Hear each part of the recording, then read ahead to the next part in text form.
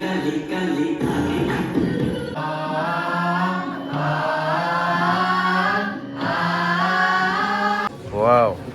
this is also girl. Yes.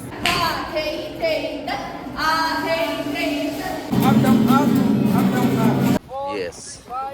जोंनि स्कुलाव एडमिशना जागासिनो दङ 11-12खौबो जोङो फैगौ बोसोरसे एबा बोसोरनैनि गेजेराव आरम्भ खालामनो सानो मेथ्सनि टिचार गोनांथि जानानै फैदों एमएससी विथ बिएड खुलुमबाय लोगोफोर अब्ला भिडिअखौ गेटनिफ्रायनो जागायनि लोगोफोर दा नैबे स्कुलावनो आं मावो सोरबा मिथियो सोरबा मिथिया पार्ट टाइम जब मावो आंबो स' बे जाहैबाय सेन्टार फर निउ लार्निं बेंटल चिरांनि जिनाखि स्कुल गोबाङा मिथिखायो दा बेखौ आं दिनै एक्सप्लर खालामनानै आं नोंथांमोननो खिन्थागोन मा स' बे जाहैबाय कम्पाउन्ड गासिबो वाल बाउन्डेड वालजों होजोबनाय नैबे जाहैबाय एन्ट्रि आं सिगाङावनो बुंखायो लोगोफोर बेयो मोनसे बिराद गिदिर चिरांनि प्राइभेट स्कुल नोंथांमोना सोरबा मिथियो सोरबा मिथिया स' बे स्कुलखौ आं दिनै एक्सप्लर खालामनानै नोंथांमोननो दिन्थिजोबगोन मिथिहोगोन बे स्कुलनि बागै दे अब्ला लोगोफोर बे स्कुलाव आं खना खनला हाबजोबालासिनो गोजौनिफ्राय नोंथांमोननो दिन्थिदों बे जाहैबाय सिएनएल स्कुल एबा Centre for New Learning school बेंटलनि एन्टायार कम्पाउन्ड बेखौ नोंथांमोना नायना लाग्रोदो माबोरै नुदों बेनिफ्राय इम्परटेन्ट खोथा आं सिगाङावनो खोथाखानि लोगोफोर बेनो जादों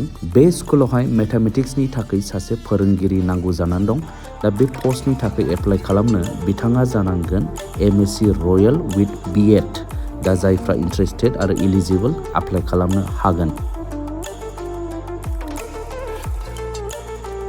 लोगोफोर एज इउजुअल स्कुला जेरै एसेम्बलिजों स्टार्ट जायो बेबायदिनो क्लासा स्टार्ट जासिगोन नैबे एसेम्बलिजों आरो बेजों लोगोसे मोजां बाथ्राया बेनो बे स्कुल एसेम्बलिखौ स्टुडेन्टसफ्रानो लिड खालामो सानफ्रामबो गुबुन गुबुन थाखो एबा क्लासनि स्टुडेन्टसफोरा बेनि उद्देश्यआनो जाबाय लोगोफोर जाहाथे फरायसा गथ'फ्रा उन्दैनिफ्रायनो गाव गावनि साहस एबा पार्सनालिटिफोरखौहाय जाहाथे जौगाहोनानै लानो हानाय बायदि 22nd February 2025 with the students of class 8 will be leading today's morning assembly.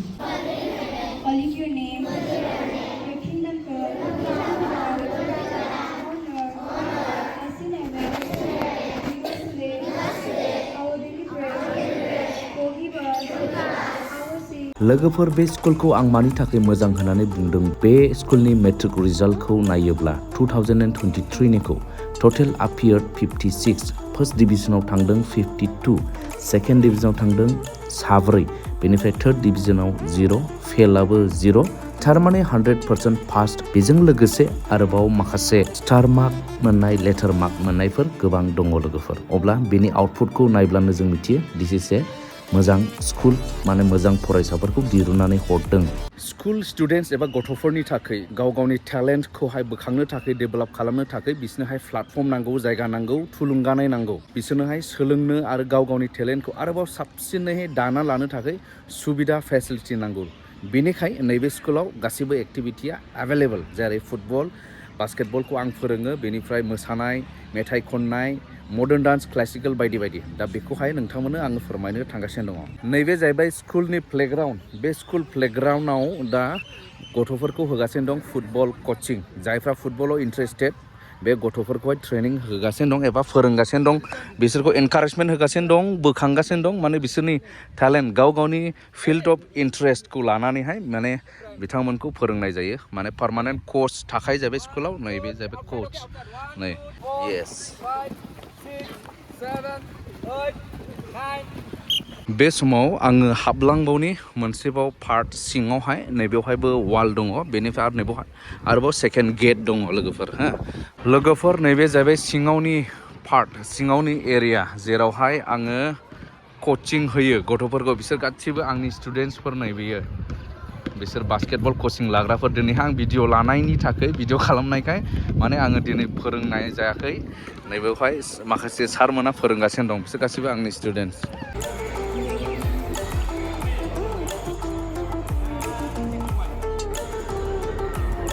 स' बिसोर जाहैबाय आंनि स्टुडेन्टसफोर दे आं दिनैसो दिन्थिबाय आं बे स्कुलाव मावनानै 2 इयार्स जाबाय बोसोरनै बिसोर जाहैबाय एक्सपार्टसै माखासेफ्रा ओमफ्राय माखासेफ्रा गलांबाय बथ बयस एन्ड गार्लस नालाय सेंग्राफोरबो सिख्लाफोरबो सिंग्रिफोरबो माने बे सिंग्रिफ्रा नै बिसोर नै आंनि स्टुडेन्टसफ्रा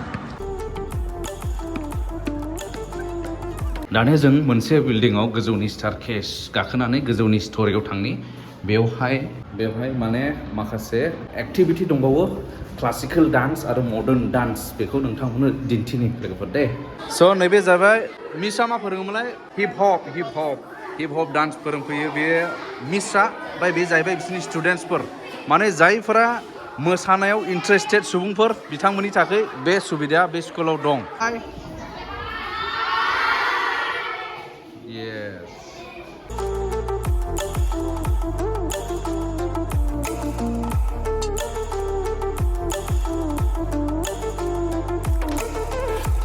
बेनिफ्राय लोगोफोर मेथाइ खननो मोजां मोनग्रा बिथांमोन जायखौ बुंदो भकाल दा बे एक्सपार्ट फोरोंगिरि दंखायो बेवहाय मा मेथाइफोरखौ फोरोंनाय जायो खननाय डक्टर भुपेन हाजरिकानि बेफोर मेथाइ ओमफ्राय नेबो नायदो नै बड' सं आंनि बे दोंसे मेथाइ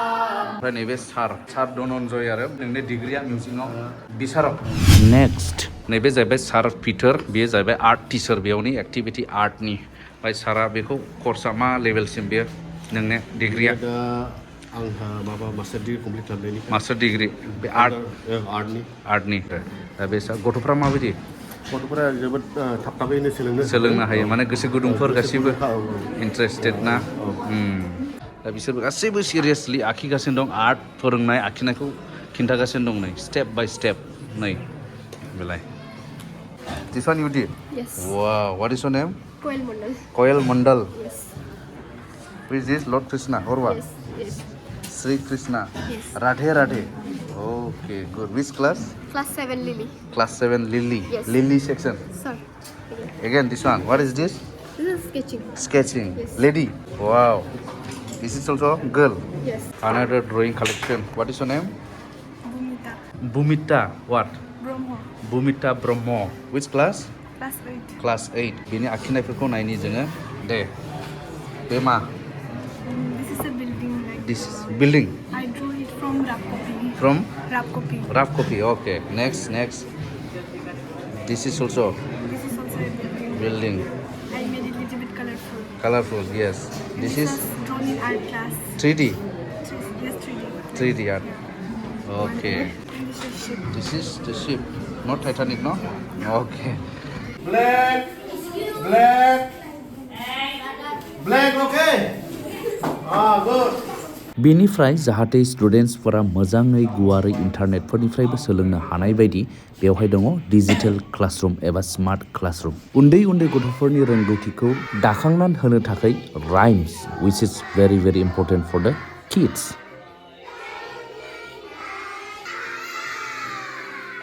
मिउजिक फोरोंनाय लोगोफोर गथ'फ्राथ' आजिखालि बिराद इन्टारेस्टेड गिटार दामनायफोराव दा बिसोरनि थाखाय गिटार कर्स बेवहाय एभेलेबल दा बयबो गोसो होना सोलोंगासिनो दं गावबा गावनि गिटारफोरखौ लानानै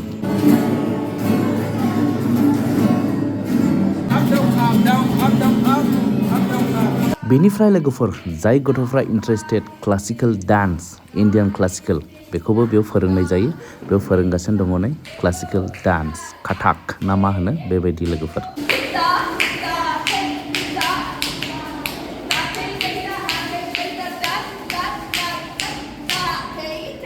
लोगोफोर बे जाहैबाय दा कम्पाउन्ड दा सोरगिदिं बिल्डिंफोरा नैबे जाहैबाय मोनसे स्कुल बिल्डिं नैबेबो स्कुलनि बिल्डिं ओमफ्राय ओरैहाय मोनसे गोदानै कनस्ट्राक्सन जागासिनो दं नैबे कनस्ट्राक्सना जोबनाय लोगो बेवहाय हायर सेकेन्डारि माने क्लास 11 12आबो जागायसिगोन नैबे CNL स्कुल बेंटलावहाय दा बे प्रसेसआव दङ दा प्रसेसआ कमप्लिट जाजोबब्लानो बेवहाय हायर सेकेन्डारियाबो जासिगोन बे समाव आं प्रिन्सिपाल सारजों एसे सावरायनि नैबे जाहैबाय प्रिन्सिपाल्स अफिस साराबो जिरायना दं नै खुलुमबाय सार खुलुमबाय औ सारा जाहैबाय सार स्टिफान इस्लारि बिथाङा जाहैबाय बेयावनि प्रिन्सिपाल एबा गोरायुं होनबाय बर'आव बेबायदि आरो अब्ला जों प्रिन्सिपाल सारनिफ्राय माखासे खोथाफोरखौ मिथिना लानि स्कुलनि बिसय जेरैहाय सार बर्तमान स्कुलावहाय साबेसे गथ'फोर बर्तमान जोंनाव 735 स्टुडेन्टस दङ 735 फरायगासिनो दङ फ्रम नार्सारिनिफ्राय लानानै क्लास 10 सिम बेनिफ्राय सार फैगौ सेसन एडमिसनाथ' जागासिनो दङ दा बेनि थाखाय नोंथाङा मा फोरमायहरनांगौ दङ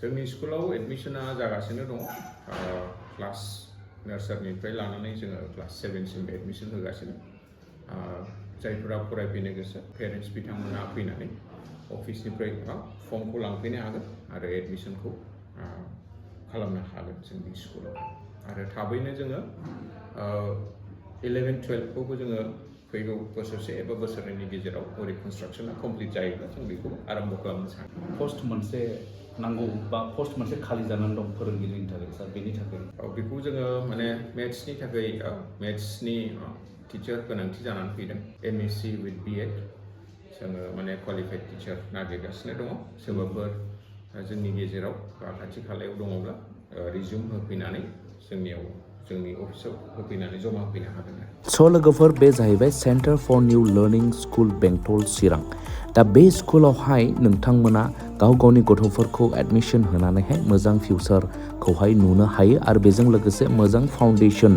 होनो थाखाय बे स्कुलावहाय एडमिसनखौ लानो हागोन दा स्क्रिनावबो कन्टेक्ट नाम्बारखौ आङो होदों जायफोरा जगाजग लानो गोसो जगाजग लानो हागोन आरो बेजों लोगोसे नोंथांमोना माबायदि मोनदों कमेन्ट खालाम आरो मोजां मोनदोंब्ला भिडिअखौ शेयार खालामनानै होदो